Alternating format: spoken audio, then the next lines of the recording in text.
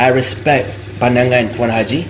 I got his number. Alhamdulillah. Kalau manusia, tak kisahlah artis ke, influencer ke, orang biasa ke, if they want to pearly or kecam, I'm okay. Aib orang kita buka, padahal kalau betul-betul kita ada satu hujah yang kuat, apa kata kita kalahkan mereka dengan kebenaran. Perbuatan mendedahkan aib seseorang kepada khalayak atas pelbagai alasan adalah tidak dibenarkan dalam ajaran Islam.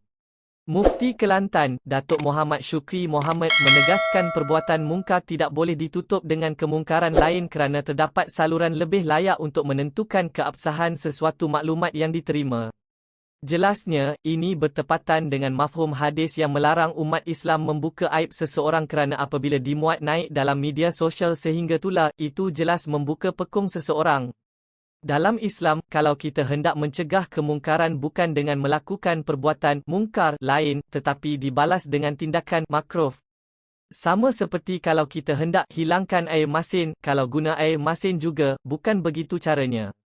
Jadi, kalau kita hendak mendedahkan keaiban, ada saluran yang lebih terjaga dan tidak terdedah, contohnya kepada pihak polis dan hakim. Ia seperti bidalan orang Melayu iaitu menarik rambut dalam tepung, rambut jangan putus, tepung jangan berselerak, katanya ketika dihubungi utusan Malaysia hari ini. Beliau mengulas mengenai tindakan selebriti sensasi, Caprice yang memuat naik rakaman video dan kiriman mesej WhatsApp mendakwa kononnya melibatkan seorang pendakwah selebriti yang terkait dalam pertuduhan melakukan amang seksual. Hantaran itu mengundang pelbagai reaksi, termasuk ada warga maya yang bersetuju dan sebahagiannya pula menentang tindakan penyanyi rap tersebut. Mengulas lanjut, Muhammad Syukri berkata, tindakan Caprice itu juga tidak wajar kerana dibimbangi akan mengancam keselamatannya.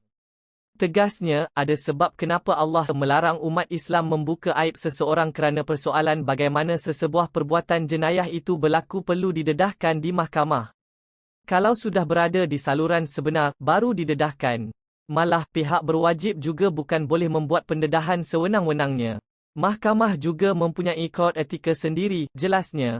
Dalam pada itu, Muhammad Syukri memberi nasihat setiap individu melakukan kesalahan waima golongan ustaz dan mereka juga tidak lari daripada kesilapan kerana manusia bukan malaikat. Lagi tinggi darjat seseorang, lagi tinggi ujian yang Allah berikan. Tidak kira siapa pun dia, Nabi Muhammad pernah bersabda, orang mukmin akan didengki orang mukmin lain. Kalau kita fikir bagaimana logik seorang mukmin boleh buat sedemikian. Contohnya, kalau ada individu yang tidak suka dengan saya, sudah pasti dia akan buat cerita bukan-bukan tentang saya. Itu adalah cabaran, fitnah yang boleh berlaku kepada mana-mana golongan. Setiap seseorang yang dapat nikmat, pasti ada yang dengki. Kadang-kadang kita tidak sedar terjebak dengan perkara tidak baik tanpa disedari, katanya. Listen bro, I get it. You want to laga the situation. You want me to react to Tuan Haji punya video on TikTok. The reason why I asked for the number is because I'm a gentleman. I respect pandangan Tuan Haji. I got his number. Alhamdulillah. We started chatting. Alhamdulillah. Tuan Haji punya father is from the same kampung as my wife. Kebetulannya. Listen bro, kalau manusia, tak kisahlah artis ke, influencer ke, orang biasa ke, if they want to pearly or kecam, I'm okay. I'm used to it, I don't care. Dari zaman rap sampai sekarang, off and on kita kena kecam, kena pearly, I don't care, it doesn't bother me. Tetapi apabila satu brand, satu syarikat yang kita hormat, yang kita pernah pergi, start to pearly us, atau jemput orang to pearly, to kecam, to bully, then obviously that's a problem. You are a company, you are a brand, you are a syarikat. You're meant to have values. If you do it over and over again, something is wrong with you. You tengah jemput orang to pearly, to kecam, to bully. Something is wrong with you. And unfortunately, I respect the boss, but if we have to fight this all the way, then we have to do it. What to do, guys? You mean this? This is my tag, bro. I go to work every day. Caprice ni dia macam ada masalah dengan pendakwah selebriti, terutamanya Piu lah. Bila Caprice kritik Piu Azman, Piu Said pun datang. Dia kata, kau jagalah isteri kau sendiri dulu. Tu pun kau tak jaga, kau nak tegur orang lain. Lepas tu Caprice pun balas balik dengan adalah apa-apa aib antara dua orang, 1, 2, 3 yang masing-masing tegur. Walaupun saya tak setuju pun, Piu Said pergi cakap pasal keluarga Caprice, padahal Caprice tengah cakap isu untuk dia bongkarkan. Akhirnya Piu Said minta maaf, saya kira dah settle down lah. Lepas tu dipanjang-panjangkan lagi. Sekarang ni bergaduh pula dengan Maidin, tak habis-habis lagi. Jadi saya rasa lama-lama kalau masing-masing ada aib ataupun perkara yang dibongkarkan di media sosial, saya rasa lama-lama Malaysia ni menjadi tempat yang sangat negatif. Aib orang kita buka, padahal kalau betul-betul kita ada satu hujah yang kuat, apa kata kita kalahkan mereka dengan kebenaran. Jangan gunakan cara batil untuk tunjukkan kebatilan. Gunakan kebenaran untuk kalahkan kebatilan. Assalamualaikum. Inilah satu isu yang baru berlaku baru-baru ini antara Maidin dan juga Caprice.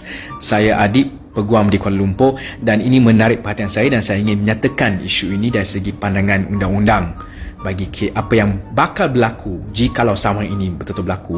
Ia dilihat di sini, Maidin telah menyatakan dua kenyataan berkenaan cap dengan nasi, dan setelah itu Caprice nyatakan sila turunkan pos ini ataupun kami akan saman 30 juta, satu amount yang sangat-sangat tinggi. Sama jenis apa macam ini?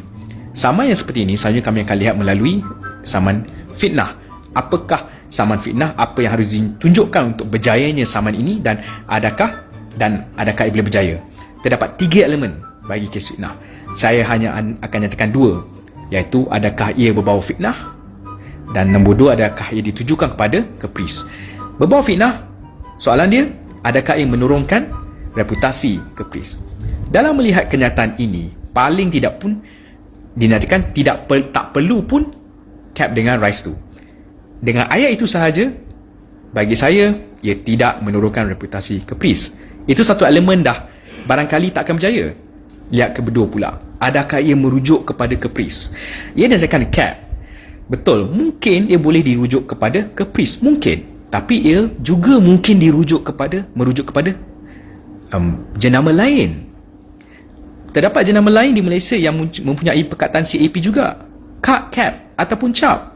Banyak. Saya percaya kita boleh fikir 2-3 jenama yang ada CAP juga dalam nama mereka. Ya. Jadi 2 elemen ini dah tak berjaya. Barangkali kalau bawa di mahkamah tak berjaya kerana tidak mencapai keperluan.